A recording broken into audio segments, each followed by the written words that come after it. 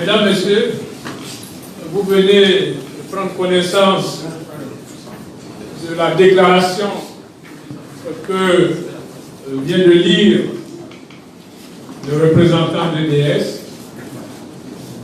Maintenant, vous savez pourquoi nous n'avons pas jugé utile de nous rendre cet après-midi même à la mascarade que le gouvernement organise aujourd'hui au ministère des Affaires étrangères, parce que dans son invitation, le gouvernement indique bien qu'il s'agit de la recomposition de la commission électorale et de la restitution des travaux auxquels nous n'avons pas participé.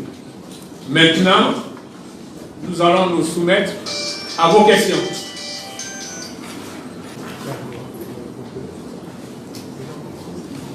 Finalement, j'ai pris le micro. Ok. Je suis Daouda Bibaï, de l'Info Tracker Média. Ma question, c'est juste avoir une question. Qu'est-ce que vous demandez concrètement? C'est la recomposition de la CEI ou bien c'est la réforme? La question que je me pose, est-ce que pour cette CEI qui a été mise en place depuis des années, est-ce qu'on peut la vider de tout son contenu à quelques mois des élections? Est-ce qu'une recomposition ne serait pas mieux au lieu de tout tabouler, même si on sait encore que la CEI n'a pas été complètement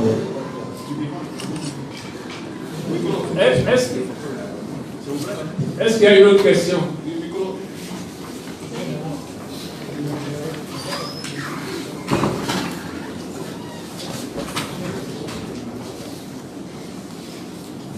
Je suis Jérôme B. pour le nouveau réveil. Là, nous constatons un blocage au niveau du dialogue. Alors que nous sommes à quelques mois des élections de 2020, pensez-vous pas que le délai va jouer contre l'opposition dans ce plat de fer entre l'opposition et le gouvernement? Merci. Est-ce qu'il y a d'autres questions? En d'autre part, PNT.ci et de la Gazette. Alors, mesdames et messieurs, nous constatons clairement que vous vous inscrivez dans la politique de la chaise vide. Est-ce que vous mesurez les conséquences de cette décision? Est-ce qu'il y a une autre question? Oui. Venant Sakra du journal Inter. Ma question est la suivante. Que comptez-vous faire concrètement si le gouvernement refuse systématiquement d'accéder à vos spoliances, c'est-à-dire à la réforme totale de la CEI? Merci. Très bien. Je crois qu'on peut considérer qu'il y a eu suffisamment de questions et nous allons répondre aux premières questions que vous avez posées. D'abord, vous parlez, vous dites que vous constatez un blocage. Et la question principale, c'est de savoir qui est responsable du blocage. Ça, c'est la première question. Nous avons dit, et vous le savez bien, que le problème principal qui s'est posé en Côte d'Ivoire, et je dirais, depuis le décès du président Houphouët-Boigny, c'est la question de l'organisation d'élections justes et transparentes. Vous savez comment le régime actuel est arrivé au pouvoir. Il y a eu une guerre fratricide. On parle de 3000 morts. Est-ce que vous pensez réellement que nous devons remettre ça? Les dernières élections auxquelles il nous a été donné d'assister, vous avez tous vu comment ces élections ont été organisées. Ces élections ont été organisées dans la fraude. Le gouvernement, qui en principe devait assurer la sécurité de ces élections, ne l'a pas fait. Vous avez vu ce qui s'est passé à Grand Bassam. Vous avez vu le nombre de morts que nous avons eu. Est-ce que ces décès ont été le fait de l'opposition ou du gouvernement? C'est de ça qu'il s'agit. Lorsque, à la requête de l'APDH, la Cour africaine des droits de l'homme a fait son arrêt le 16 novembre 2016, il a été question d'une réforme profonde de la CEI.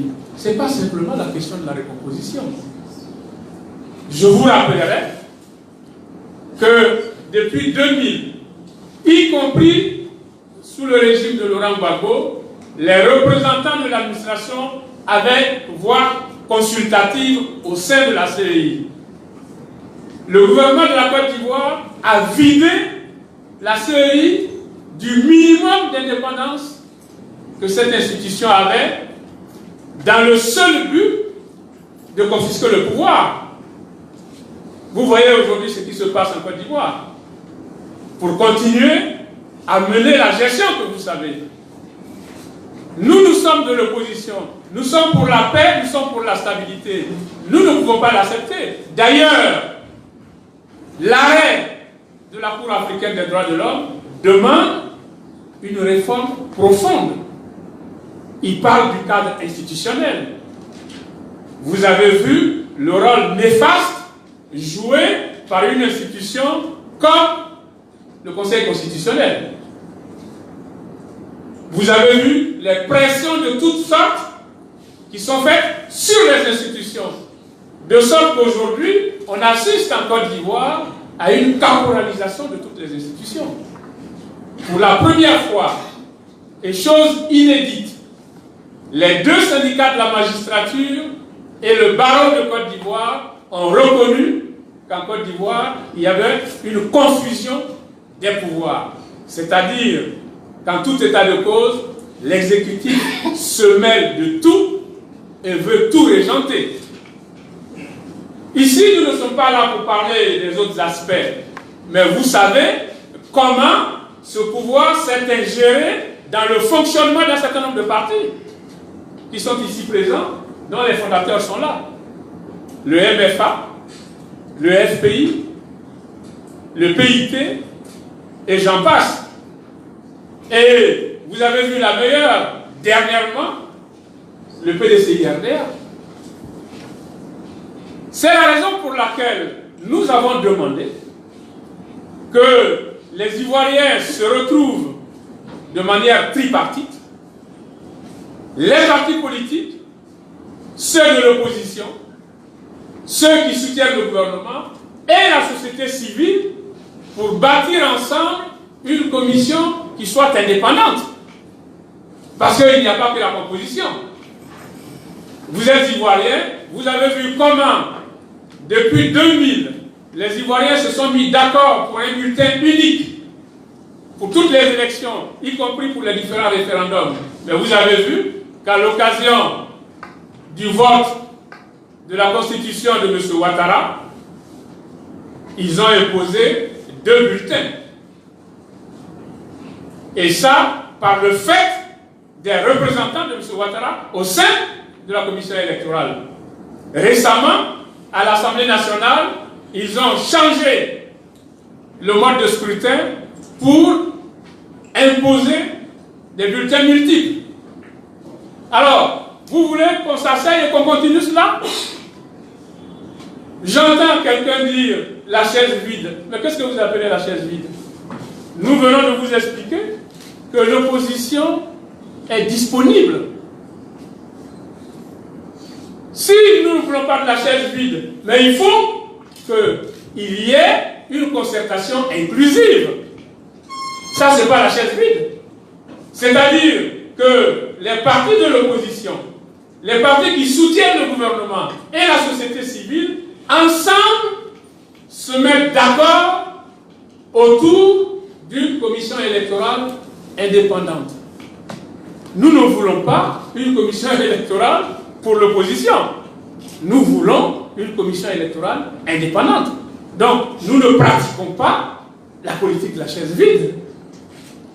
Le gouvernement convoque quelques petits partis qui lui sont acquis. Il fait les travaux préliminaires et il nous invite pour aller adouber les travaux qu'ils ont déjà faits. C'est ça que vous appelez la politique de la chair vide? Nous ne voulons pas que ce qui a endeuillé notre pays revienne. Nous voulons la paix pour ce pays. Mais le gouvernement n'en a cure. Alors vous me posez la question. Vous me dites, si le gouvernement n'accepte pas, qu'est-ce que vous allez faire? Mais au-delà des partis d'opposition que nous représentons ici, la question se pose à chacun d'entre vous. Vous êtes des Ivoiriens. Demain, vous allez voter pour le parti ou le candidat de votre choix.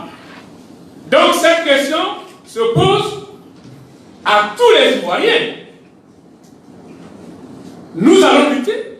Nous avons dit tout à l'heure que nous allons prendre le peuple à témoin, l'opinion nationale et internationale. Vous êtes là. C'est en 1990, le 30 avril, que le multipartisme a été proclamé en Côte d'Ivoire. Mais ça, c'est à la suite d'une lutte. L'indépendance de la Côte d'Ivoire a été acquise à partir d'une lutte aussi. Nos dévanciers ont lutté au sein du syndicat agricole africain. Sinon, nous serions aujourd'hui un territoire d'outre-mer comme la Nouvelle-Calédonie ou comme les Antilles. Et vous me posez la question, qu'est-ce que vous allez... Moi, je vous retourne la question. Vous, en tant qu'Ivoirien, vous allez accepter ça? Qu'une minorité, après que les Ivoiriens se soient mis d'accord pour aller vers le multipartisme, pour aller vers plus de démocratie, pour aller vers plus de liberté, qu'un pouvoir qui est arrivé dans les conditions que l'on sait et qui a bénéficié du multipartisme pour lequel nous avons lutté, viennent aujourd'hui ramener notre parti, notre pays, à des années-lumière en arrière. Non, nous ne devons pas l'accepter. Mais c'est ensemble que nous devons trouver la solution. Vous et nous, en tant qu'Ivoiriens. Donc, sachez que nous sommes disposés et disponibles pour participer à un vrai débat. Mais ça, c'est pour éviter une autre guerre à la Côte d'Ivoire. Comme le dit juste à côté le secrétaire exécutif du PDCI, lors de la discussion avec le gouvernement, nous avons fait des efforts, nous avons fait des concessions, parce que le gouvernement nous a dit, on vous l'a vu tout à l'heure, nous avons discuté avec la société civile, nous allons rediscuter avec vous, et après, nous allons nous retrouver à 3. Et il était question que le gouvernement nous fasse parvenir les thèmes de référence pour savoir sur quoi nous allons discuter. Jusqu'à ce jour, nous attendons ces thèmes de référence. Il est clair que le gouvernement veut faire un passage en force, mais nous ne pouvons pas être complices de ce passage en force. Et ça, c'est être responsable. Ce n'est pas faire la politique de la chaise vide, puisque nous avons accepté de nous asseoir à la même table que le gouvernement, nous avons discuté, et c'est le gouvernement qui, aujourd'hui, veut organiser une mascarade. Et nous avons le devoir de ne pas accepter cette mascarade dans l'intérêt de la paix en Côte d'Ivoire. Voilà les réponses que je voulais apporter.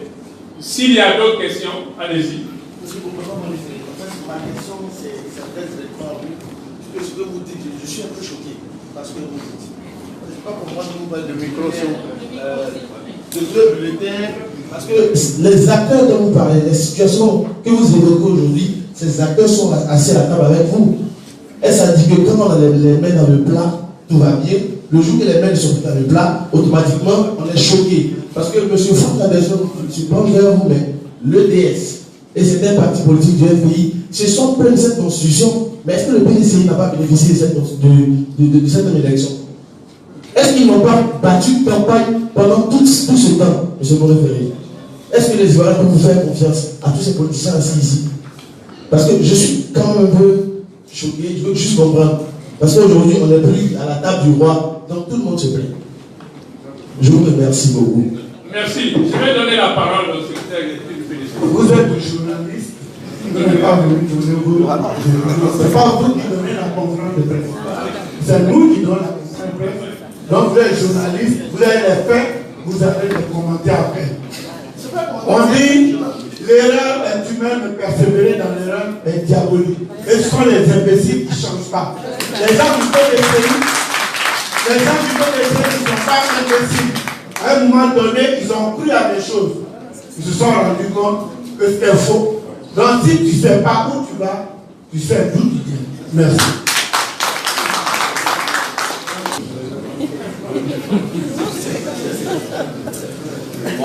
Oui. Parfezio, je souhaiterais savoir si le gouvernement persévère dans sa voie, dans sa logique. Est-ce qu'en 2020, qu'est-ce que vous faites? Vous participez aux élections ou vous ne participez pas?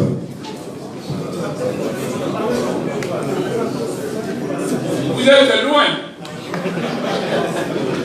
Aujourd'hui, la bataille, c'est qu'il y ait des élections démocratiques, libres et transparentes. Vous êtes en 2020, nous sommes maintenant. 2020, c'est maintenant. Donc, nous nous battrons pour que les conditions soient réunies pour des élections justes et transparentes. Et avec le peuple ivoirien, nous nous battons sur le terrain et je vous assure, personne n'ira faire des élections en 2020 en confisquant le pouvoir parce que la Côte d'Ivoire n'est plus à ce stade. Les Ivoiriens savent se battre et nous nous battrons. Voilà ce que je peux vous répondre. S'il vous plaît, je reviens encore sur le gouvernement. Je voudrais savoir quelles sont les concessions que l'opposition a. Je vais venir pour proposer le nouveau Robert. Vous avez indiqué que l'opposition fait des concessions lors de la première rencontre. Est-ce que vous pourriez venir plus sur ces concessions? Ben, écoutez, nous avons demandé qu'il y ait une concertation tripartite et inclusive. Ça veut dire que toutes les organisations soient concernées. Je vous rappelle que nous sommes 24 partis. Le gouvernement nous invite à une réunion où, parmi les 24 partis, il y a à peine 9 qui ont été invités. Nous sommes allés quand même. Mais nous avons vu là, à cette réunion, des partis que le gouvernement a choisi de son côté et qu'il a invité. Vous voyez, CPU, et notre parti, Lumia Major, etc., qui n'étaient même pas là, qui venaient d'arriver. Alors que vous avez de grands partis, comme le PIT, d'autres partis, qui n'étaient pas invités. Mais en principe, d'ailleurs, on avait fermé la porte à Leader. Normalement, si nous n'avions pas fait de concession, on aurait dû se lever et partir. Parce que la question du quorum se posait. Et la question de la légitimité du débat se posait. Nous sommes restés quand même. Ça, c'est la première concession.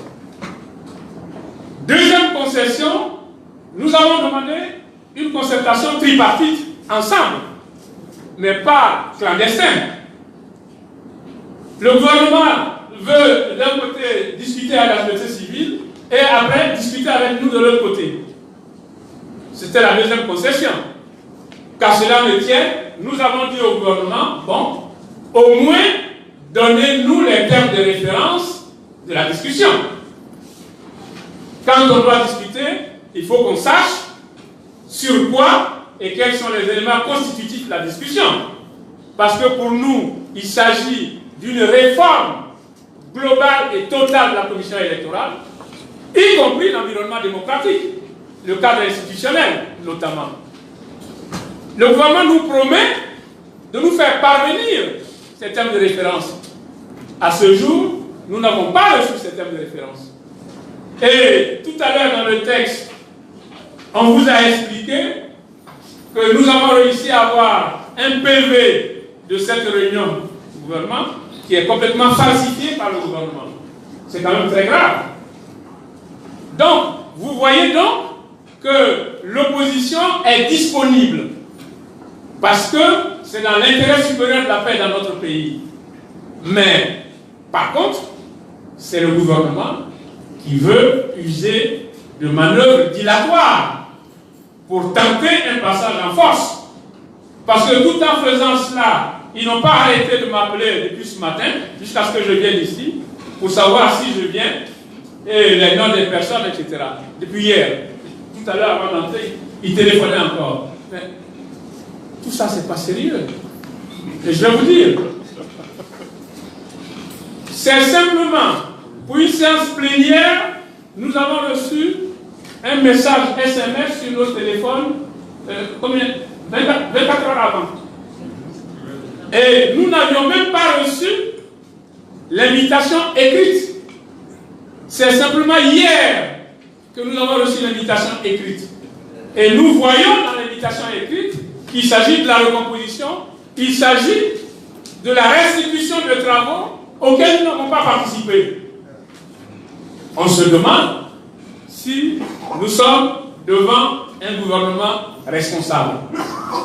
Voilà donc ce que je voulais répondre.